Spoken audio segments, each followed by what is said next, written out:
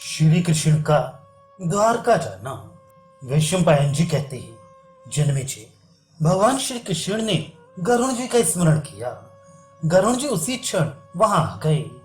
उस रथ की ध्वजा में बहुत से भूत मुंह बाए हुए विकट गर्जना करते रहते थे। उन्हीं के साथ सर्वभुज गरुण जी भी उस श्रेष्ठ रथ पर स्थित हो गए। उनके द्वारा वह ध्वज ऊंचे उठे हुए चैत्य वृक्ष के समान सुशोभित हो गया। अब वह उत्तम ध्वज सहस्त्रों किरणों से आवृत मध्याह्न काल के सूर्य की भांति अपने तेज से अधिक प्रकाशित होने लगा। प्राणियों के लिए उसकी ओर देखना कठिन हो गया। वह वृक्षों में कहीं अटकता नहीं था, अस्त्र शस्त्रों द्वारा कटता नहीं था। राजन, वह दिव्य और श्रेष्ठ ध्वज इस लोक के मनुष्यों को दृष्टिगोचर मात्र होता था। मेघ के समान गंभीर घर्घर ध्वनि से परिपूर्ण उसी दिव्य रथ पर भीमसेन और अर्जुन के साथ बैठे हुए पुरुष सिंह भगवान श्री कृष्ण नगर से बाहर निकले। राजन, इंद्र से उस रथ को राजा वसु ने प्राप्त किया था। फिर क्रमशः वसु से वृद्धरथ को और वृद्धरथ से जरासंध को वह रथ मिला था। महायशस्वी कमल ने महाबाहु श्री कृष्ण गिरिव्रत से बाहर आ समतल भूमि पर खड़े हुए।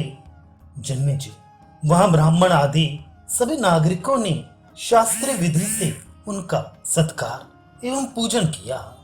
कैद से छूटे हुए राजाओं ने भी मधुसूदन की पूजा की और उनकी स्तुति करते हुए इस प्रकार कहा, महाबाहु, आप देवकी देवी को आनंदित करने वाले साक्षात भगवान हैं। भीमसेन और अर्जुन का बल भी आपके साथ है। आपके द्वारा जो धर्म की रक्षा हो रही है वह आप सरीखे धर्मावतार के लिए आश्चर्य की बात नहीं है। फिर हो हम सब राजा दुख रूपी पंख से युक्त जरासंध रूपी भयानक कुंड में डूब रहे थे। आपने जो आज हमारा ये उद्धार किया है वह आपके योग्य ही है। विश्व अत्यंत भयंकर पहाड़ी किले में कैद हो हम बड़े दुख से दिन काट रहे थे। यदुनंदन, आपने हमें इस संकट से मुक्त करके अत्यंत उज्जवल यश प्राप्त किया है। यह बड़े सौभाग्य की बात है। पुरुष सिंह, हम आपके चरणों में पड़े हैं। आप हमें आज्ञा दीजिए, हम क्या सेवा करें। कोई दुष्कर कार्य हो तो भी आपको यह समझना चाहिए। मानो हम सब राजाओं ने मिलकर उसे पूर्ण कर ही दिया। तब महामना भगवान ऋषिकेश ने उन सबको आश्वासन देकर कहा, राजा, धर्मराज युधिष्ठिर राजसूय यज्ञ करना चाहते हैं। धर्म में तत्पर रहते हुए ही उन्हें सम्राट पद प्राप्त करने की इच्छा हुई है। इस कार्य में तुम सब लोग उनकी सहायता करो। नृपश्रेष्ठ जन्मेजय, तब उन सभी राजाओं ने प्रसन्न चित्त हो तथा स्तु कहकर भगवान की वह आज्ञा शिरोधार्य कर ली। इतना ही नहीं, उन भूपालों ने दशा कुलभूषण भगवान को रत्न भेंट किए। भगवान गोविंद ने बड़ी कठिनाई से उन सब पर कृपा करने के लिए ही वह भेंट स्वीकार की। तदनंतर जरासंध का पुत्र महामना सहदेव पुरोहित को आगे करके सेवकों और मंत्रियों के साथ नगर से बाहर निकला। उसके आगे रत्नों का बहुत बड़ा भंडार भरा था। सहदेव अत्यंत विनीत भाव से चरणों में पड़कर नरदेव भगवान वासुदेव की शरण में आया था। सहदेव बोला, पुरुष सिंह जनार्दन, महाबाहु पुरुषोत्तम, मेरे पिता ने जो अपराध किया है उसे आप अपने हृदय से निकाल दें। गोविंद, मैं आपकी शरण में आया हूं। प्रभु, आप मुझ पर कृपा कीजिए। देवकी नंदन, मैं अपने पिता का दाह संस्कार करना चाहता हूं। आपसे, भीमसेन से तथा अर्जुन से आज्ञा लेकर यह कार्य करूंगा और आपकी कृपा से निर्भय हो इच्छा अनुसार सुखपूर्वक विचरूंगा। वैशंपायन जी कहते हैं, जन्मेजय, सहदेव के इस प्रकार निवेदन करने पर देवकी नंदन भगवान श्री कृष्ण तथा महारथी भीमसेन और अर्जुन बड़े प्रसन्न हुए। उन सब ने एक स्वर से कहा, राजन, तुम अपने पिता का अंत्येष्टि संस्कार करो। भगवान श्री कृष्ण तथा दोनों कुंती कुमारों का ये आदेश सुनकर मगध राजकुमार ने मंत्रियों के साथ शीघ्र ही नगर में प्रवेश किया।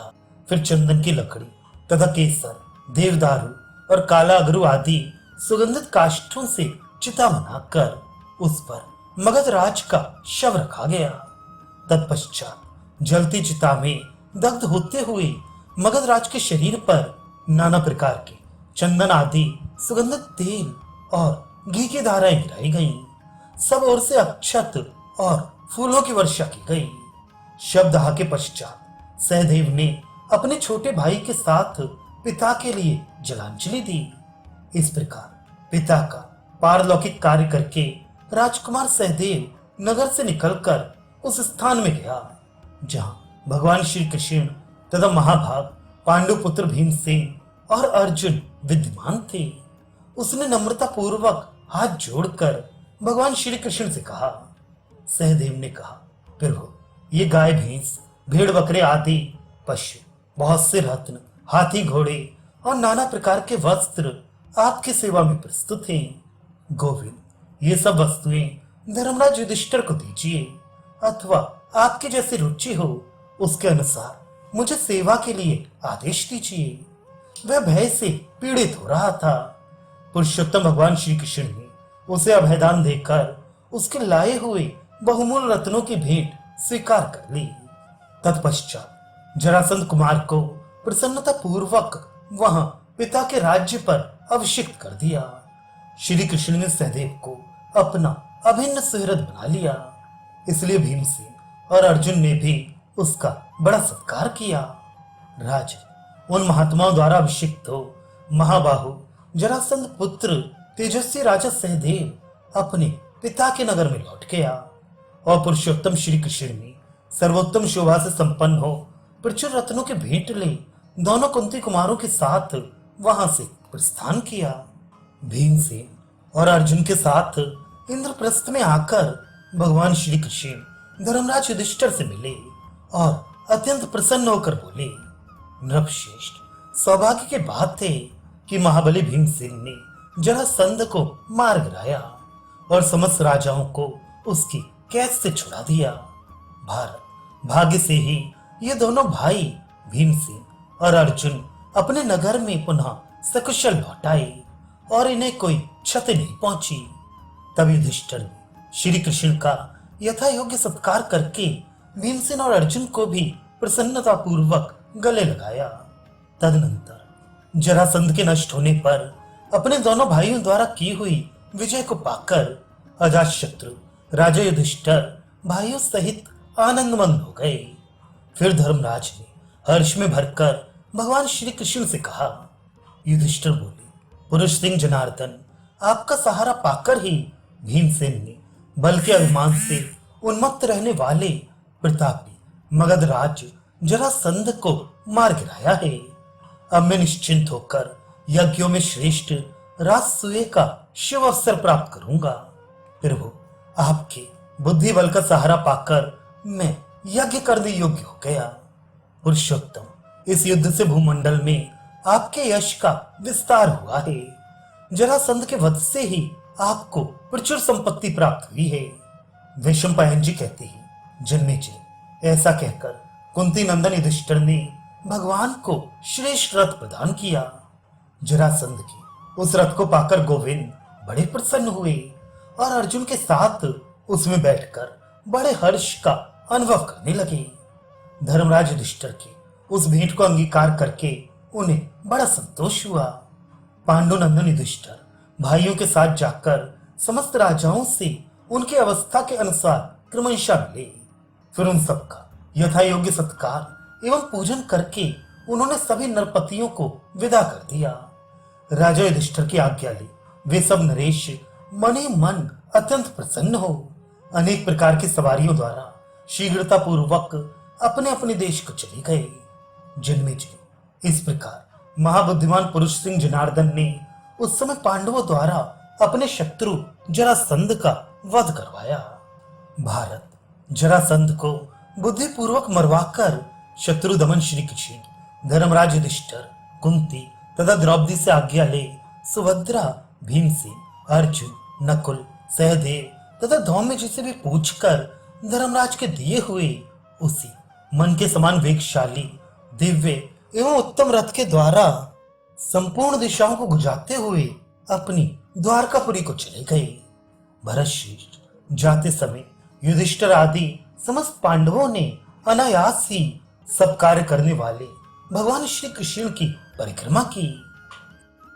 महान विजय को प्राप्त करके और जरासंध के द्वारा कैद किए हुए उन राजाओं को अभयदान देकर देवकी नंदन भगवान श्री कृष्ण के चले जाने पर उक्त कर्म के द्वारा पांडवों के यश का बहुत विस्तार हुआ और वे पांडव द्रौपदी के भी प्रीत को बढ़ाने लगे। उस समय धर्म अर्थ और काम की सिद्धि के लिए जो उचित कर्तव्य था उसका राजा युधिष्ठिर ने धर्म पूर्वक पालन किया। वे प्रजाओं की रक्षा करने के साथ ही उन्हें धर्म का उपदेश भी देते रहते थे।